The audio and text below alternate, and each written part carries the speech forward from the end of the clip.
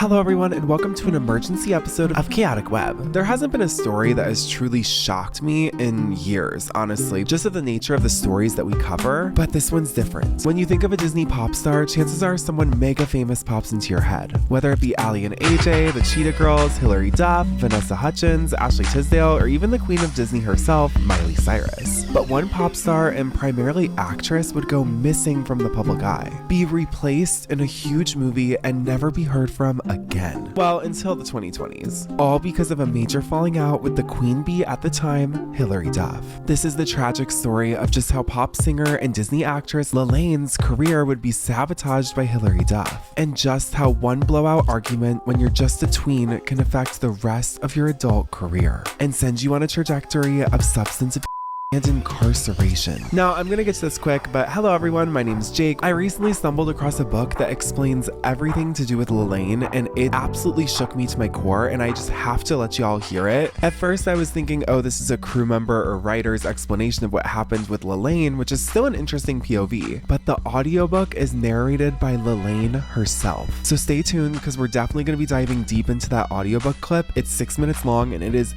absolutely everything you need to know about why Lizzie Mcguire ended, and just why Lalaine was written out of the show and replaced for good. Now, Lalaine is more similar to Ariana Grande and Liz Gillies than any other Disney actress, as she got her start in a Broadway production of Les Miserables, playing young Cosette and Eponine. Needless to say, she was bursting with talent at a very young age. Now, Lalaine would only go by her first name because a casting director told her early on that she needed to drop her last name Vergara, and she wanted to broaden Lalaine's horizons of her career. This was just one of the many ways Lalaine had to completely transform the way she carried herself, all to get the roles that she wanted. After Les Miserables ended, Lalaine and her mother would move to Sherman Oaks, all to continue pursuing Lalaine's acting career. Here, she would land her first major TV and movie roles, the first being The Wonderful World of Disney's 1999 remake of Annie, and the second being the most notable role of her career, Miranda Sanchez, Lizzie Mcguire's best friend. Now, I don't know if you get these clickbait articles about how these child stars were never friends, but to be honest, it's more common than I actually thought. I think a lot of it has to do with the fact that if you're cast as a best friend, you most likely were originally auditioning for the main role. So even though you still get a big role in the show, there's someone who beat you, and now there's a rivalry, and you have to pretend to be their best friend on screen. I'm sure that messes with your head, especially in a scenario like Hannah Montana, where Emily Osment's a nepo baby and she's cast because of her brother. But then someone like Miley Cyrus comes along and swooped up the main role just because she suited the character better, had a better voice, and was a nepo baby as well. Granted, I believe Ali Michalka was supposed to be Hannah Montana originally, but nonetheless, rumors that Emily Osment and Miley Cyrus weren't the best of friends have circulated them since the show started. Same thing for Shake It Up. If you remember my Zendaya video, Bella Thorne said that eventually her and Zendaya would become friends, but initially they were competition. The same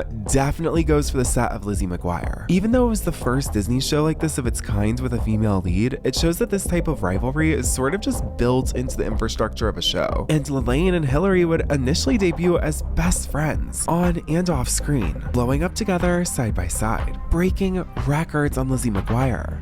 Hey, my name's Lizzie, and these are my best friends, Gordo and Miranda. Hey. Hi, my new show's about me and my friends. Nothing really happens to us, though. Yeah, our lives are boring. Even her family's Dollsville.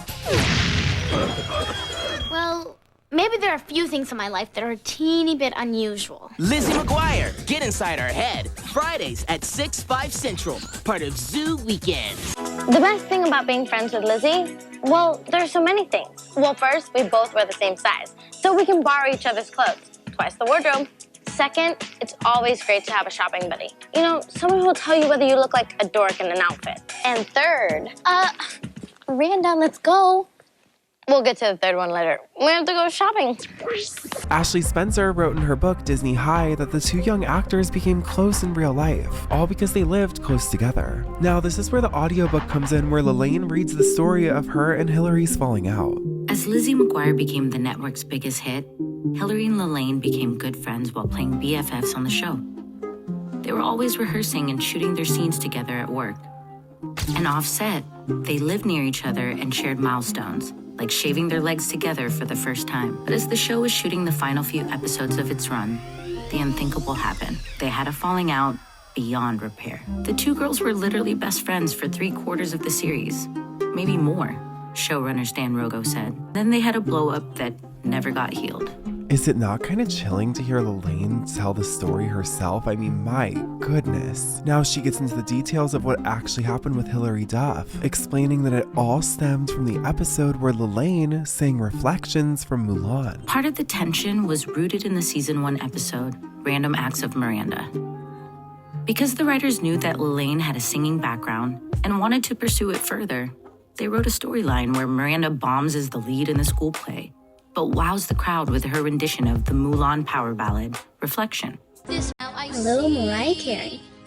She really found something. She doesn't stink yet. Good for Miranda. I bet if I keep looking, I can find the thing I'm really good at too. Hilary and her mom were very upset by that because their long-term plan was for Hilary to sing. The episode's co-writer, Tim Mayle, said, and in the overall scheme of Lizzie, Lalaine was the one who got to sing first. While Hilary's music career would soon ascend, and she eventually sang a song on the show's soundtrack, she never actually got to perform on the series like Lalaine did. Now, this actually makes perfect sense as to why Lalaine and Hilary Duff fell out. The Disney Channel scene was very competitive. And if you remember from my video about Hilary over on Deep Dive, her and her mom are very tight. So if they felt like Hilary wasn't being treated fairly, especially that early into the show, it sounds like a main source of their conflict could be pinned on Lalaine, even though it seems like she was just minding her own business. And this happens multiple times, from a spin-off to a Lizzie Mcguire reunion episode. Hilary and Lalaine clash time and time again. There was also some insecurity on Hilary's part over where she stood among the cast and crew. Because her character was so central to the show, Hilary had to be in more scenes than everyone else. While the other kids all did their schoolwork together in a classroom, Hilary had a private tutor. While Lalaine played basketball with crew members on the lot or bonded with the other young actors in their downtime, Hilary was busy filming or recording cartoon Lizzie's voiceover. One day, Susan Duff approached writer Nina Bargio and told her that Hilary had noticed everyone seemed to spend more time with Lalaine and have a stronger connection to her. Now, while this is obviously childish behavior because they are children, this has kind of been Hilary's MO throughout her career, and it definitely just shows I think she was jealous of Lalaine. I mean, what's the problem if the crew is connecting more with Lalaine at the end of the day? What it really stems down to is Hilary's mom vindicating this behavior and being like, yeah, we need to bring it to the producers. It's like maybe she just needed to understand that it's because she's filming more scenes, she's working more, it's just that Lalaine has more downtime. But instead, her mom saw Hilary have a problem with her competition and decided to fan the flame and fight dirty. And you'll see, they succeed in getting Lalaine to leave the show. It escalates all the way up to the network executives. Bargio said she immediately wrote Hilary a letter telling her that wasn't the case, that everyone adored her, and that she understood how it felt to feel left out. I was like, if you're feeling weird or whatever, you're always free to find me. You're always free to call me. If you need someone to talk to who is not a parent, I am here, Bargio said. And she came up to me and hugged me. We were crying. I feel like it was a swamp of things. It was this cauldron that just eventually bubbled over. The tension between Hilary and Lalaine was partly typical teen girl drama, but it also involved their careers and their managers. And there we have it. Hilary Duff's manager during her time on Lizzie Mcguire was her mother, Susan Duff. And while I'm sure she had other managers during her time on the show, it sounds like having to do with their managers is actually having to do with Hilary Duff's mother. There were a lot of emotional politics that were just unfortunate, Rogo said. It was a mess. And while most friends who have a falling out can distance themselves from each other, Hilary and Lalaine's on-screen friendship was a cornerstone of every Lizzie episode, and they need to continue to spend full days together shooting the series. It fractured all the way up to the parents, Rogo said. There were two camps. We don't want to work with her, and we don't want to work with her. It was like, oh my God, this is a nightmare. We couldn't solve it. Production screeched to a halt. The issue eventually escalated to the senior network executives, and they made the call. They'd release Lalaine from her contract 6 episodes early. Lizzie Mcguire was a really interesting show because it actually only ever had 2 seasons, but they were 2 mega seasons. According to this book, it's because of the SAG-AFTRA guidelines. They clearly state that each season the TV show progresses, actors and actresses need to have their salary and their residuals raised each season. Disney Channel got around this by only making 2 seasons of the show at 30 episodes a season. And this is honestly just really sad that they were releasing Lalaine 6 episodes early, because they clearly had huge plans for the Lizzie Mcguire franchise, and they were having Lalaine be the one to sing. She went by a single name moniker. It was written in the stars for her to be a huge singer. But instead, Hilary Duff and her clashed, and it was the end of her career. Well, that is until the spinoff with Selena Gomez, and we'll get to that in a second. The writers could add throwaway lines explaining her character's absence. Miranda's out sick. Miranda's still visiting her family in Mexico, etc. We could never and would never force someone to do a show they didn't want to do, Rich Ross said. For Lalaine, she was ready to go. We were just told, Lalaine is left to do something else, Nina Bargiel said. And it was like, what? It was always phrased in a way where it sounded like it was her choice. Losing Lalaine meant losing a cornerstone of what made the series so special. Lalaine is very talented, Rogo said. She made the show funny because she could make a joke work. This is where they try to bring Lalaine back, and Hillary wasn't having it. There was an attempt to bring her back for the Christmas episode with Steven Tyler. Also, I'm sorry, what? Who let him around children? While it aired as the 20th episode of season 2, it was actually shot later in the production schedule. But things quickly soured again. At the table read, you could tell there was something going on between the two of them. Lalaine was kind of strutting like, I'm back, and Hillary didn't like that. Writer Doug Tuber said. After the table read, Stan told us, well, she's not going to be in this one either, so we wrote her out. Now, this is where things get really interesting. Disney Channel would attempt to bring Lalaine back for her very own series with Selena Gomez. Now, if you've watched any of my Disney Channel Machine videos over on Deep Dive, you know that they were trying to put Selena Gomez in every single series spinoff. From the Sweet Life of Zach and Cody spinoff Arwen, to Sweet Life on Deck, to the Sweet Life Miami spinoff. Yeah, so they sat us down, they're like, all right, here's our idea. You guys leave the boat. Zach goes to work in Miami with Cole. They both go, like Zach and Cody go to Miami, right? They go to this hotel, okay? And Selena Gomez is there. This is the best part. And Selena Gomez is there, and there's this kid who has a single dad, right? And you guys raise him up like he's this prodigy of yours, and you can set up the show. You guys don't get producer credits, but then Zach would go to work in a used car dealership, and Cody would go to college. But all of this happens in the rapid-paced city of Miami. And even this Lizzie Mcguire spinoff. In 2005, Rogo and Lizzie creator Terry Minsky re-teamed on a pilot for a Disney Channel spin-off series centered on Miranda's previously unseen and unmentioned little sister, Stevie Sanchez. Okay, see, they get a little too out of the box with these. I understand like going on a cruise ship after a hotel, that kind of makes sense. But making an entire spin-off about a character that didn't even exist on the previous show, I guess they have to introduce her somehow, but to make her a family member is sort of unbelievable that she wouldn't be previously mentioned. Which would star a young Selena Gomez in the title role. Hillary wasn't involved, and Lalaine reprised her supporting role to film the pilot. The only problem? It was a real downer. Lizzie Mcguire was fun and wacky. The tune that I put about 15 minutes into the Stevie pilot was Everybody Hurts by R.E.M. And it fit perfectly, Rogo said. Oh my goodness, this melodramatic Selena Gomez, Lizzie Mcguire spinoff sounds insane. Some of the pilots, like the Arwen pilot, have leaked. I really wish this one did because, oh my goodness, what would this even look like? I can't believe this even made it to film. That's not a show for Disney Channel. And when it went up against the much perkier Hannah Montana, it ultimately lost. Oh my gosh, Selena and Miley have been rivals since the jump. It's been going back since 2005. The fact that it took them 3 years to find a TV show perfect for Selena Gomez after literally trying her on every single other show is actually wild. So she would have been filming Sweet Life of Zach and Cody while she was filming this pilot with Lalaine. Despite the Hillary and Lalaine drama, there had initially been hope that Lizzie would be the first Disney Channel original series to extend beyond 65 episodes. Some of the creatives remembered Gary Marsh summoning them to Burbank at the start of season 2 and telling them the standard business model up till now has been 65 episodes. But if you guys take this season and make it even more popular, that can go away in a heartbeat. But as Hillary's fame escalated and the outside movie offers began to trickle in, negotiating an extended contract with the funds they had available soon became impossible. We had only so much money, Ross said. Hillary started getting other things. We'd already been piloting Raven's show, and we were just developing more and more. Lizzie would have to end at 65, just like all the others. On June 14, 2002, the Lizzie Mcguire cast and crew gathered one last time at a bowling alley at Universal City Walk for the one and only, not to be duplicated, utterly stupendous, wondertastic rap party. Read the invite, and that was that.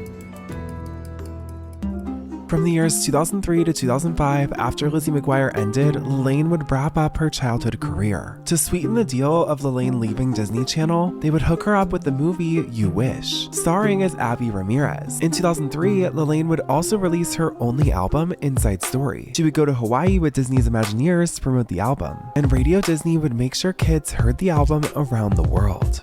Very interestingly, in 2005, Lalaine would perform on the final episode of Dan Schneider's Nickelodeon series, All That. Which is interesting, I actually didn't know that the show ran past The Amanda Show. I thought All That ended way before The Amanda Show even began. However, Lalaine would make a musical appearance on the final episode of the show. The same year after her album Inside Story, Lalaine would sign with Warner Brothers Records and release her only EP, Haunted. Here and there, Lalaine would get opportunities like Disney Mania 3 or Disney Remix Mania, or even singing the song If You Wanna Rock for Pixel Perfect. But in July 2007, all of that came to a halt when Lalaine was arrested and charged with felony possession of methamphetamine. Lalaine would plead guilty to the charge, and a $50,000 bench warrant would be issued for Lalaine failing to appear at a mandatory court hearing. Now, the bench warrant was later recalled, but Lalaine would need to complete a court-mandated drug rehabilitation program in Long Beach, California. And as part of her plea deal, her entire felony report would be expunged from her record. Now, she would join a band called Vanity Theft in 2010. In 2010, Lalaine also appeared in Easy A, alongside Emma Stone as a background character. Oh my god! Did you hear that Brandon ran away from home? Yeah, totally. He left his parents a note that said, "I'm gay, bitches," and then he skipped out with some big hulking black guy. Ah! My apologies to Mark Twain. Wait, huh? What? You said something. You said something. We were talking, so you said something, so I came back.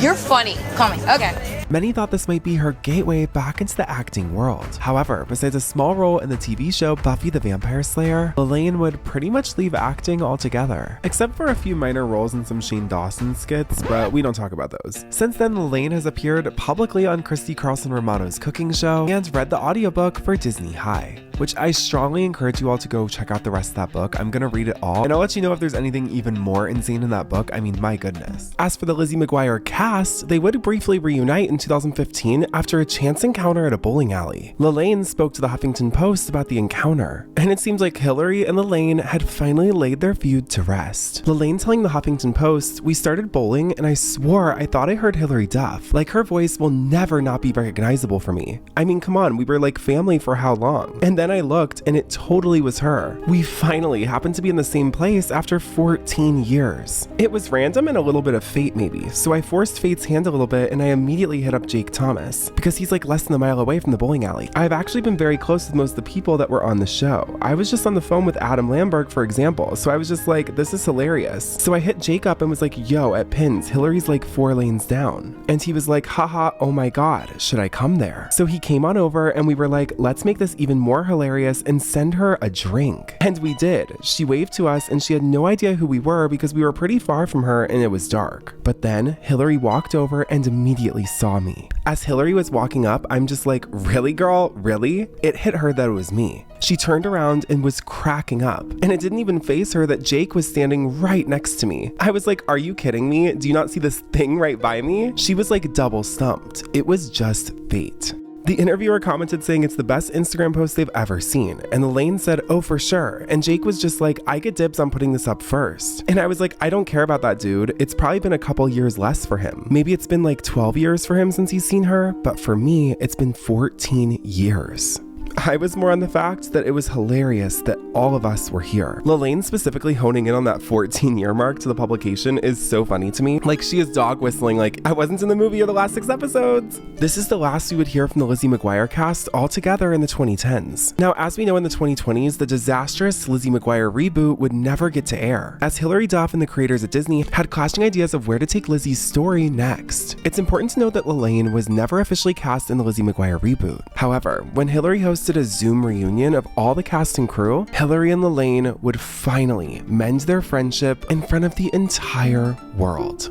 I'm going to introduce everyone. This is so exciting. So we haven't all been together in a very long time. First up, Lalaine. Hey girl. Hey. All right, well, we all know that Lalaine plays Miranda. Older girls wanted to watch the show because they had all gone through that before. So it was so touching to so many people on so many different levels. And I don't think it was until later that I really appreciated that about the show. I was just gonna say with what Hillary was saying, like, I think it was awkward for a second because it was that age where we were developing. But it was only for a second that it was awkward, and like, it was almost as if once that episode was done, it wasn't even a thought, because I think we were experiencing that together. And like with Hillary, and I think it was like, I don't know, it was like a throwaway after that and not something I thought too much about. And while things are clearly not perfect, they're better than they were. And to see Hillary and Lalaine actually speaking to each other shows that any feud can be healed, even when it costs you your entire Disney Channel career. On the surface, the story of Lalaine is tragic. A young Filipina actress who was completely thrown to the wayside and forgotten by Disney Channel. But was this a blessing in disguise? As we know, child stardom isn't all it's cracked up to be. It's long hours and vulnerable positions. No matter the case, Lalaine served as a warning to the future Mouseketeers, like Sabrina, Olivia, Selena, Demi, and Miley, that at the end of the day, no matter how bright your star shines, Disney Channel calls the shots. And if you get in the way of ambitious Disney Channel starlets, well, in the words of Britney. Anyway, thank you all so much for watching this video. I just wanted to go through the disappearance and reappearance of Lalaine, and I'm sure if you didn't read the book, you don't know either, so it was definitely interesting to hear. Anyway, I filmed a lot of videos, so be sure to subscribe and click that notification bell, because you do not want to miss them. One of them is including the Lara Morano video, and it is coming very soon. So stay tuned and comment below what you think of Lalaine's career and her feud with Hilary Duff. Anyway, thank you all so much for watching. I will see you all in the next one. Bye!